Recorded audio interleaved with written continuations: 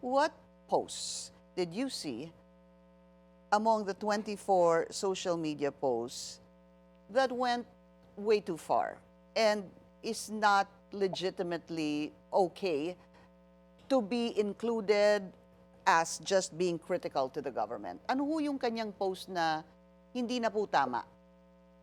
Yes.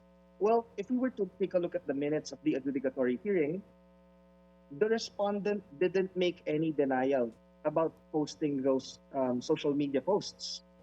In fact, he admitted being the author of these posts, and he merely raised the constitutional protection on the freedom of expression.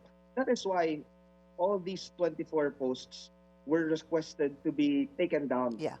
by Kiko Barsaga.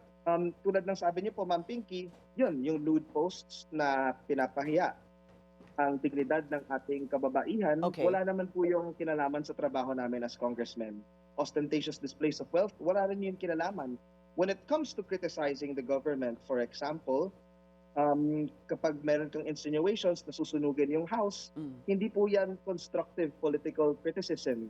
Kapag sasabihin po natin na magdadala po tayo, for example, ng airsoft sa mga rally, hindi rin po ito katanggap-tanggap. So ito po ang mga examples, Ma'am Pinky, kung bakit po napagpasyahan ng Committee on Ethics na disorderly conduct po. Okay. Yung pong kanyang post na critical sa gobyerno, one was, as you mentioned a while ago, and I'll read it, naiintindihan kong galit kayo, pero kung susunugin nyo ang Kongreso, bigyan mo sana kami ng oras para i-evacuate yung mga workers at importanteng dokumento doon. He also said, huwag niyo sunugin ang House of Representatives bukas, may privileged speech pa ako sa Lunes. When he obviously admitted to this and didn't deny it, was there any other explanation, Congressman Abalos, as to why he posted these? Well, Ma'am Pinky, as a matter of fact, during the cross-examinations, we were going around in circles. It always revolved around the freedom of expression, everything being subjective, depende kung paano i-interpret ng nakakabasa niyan.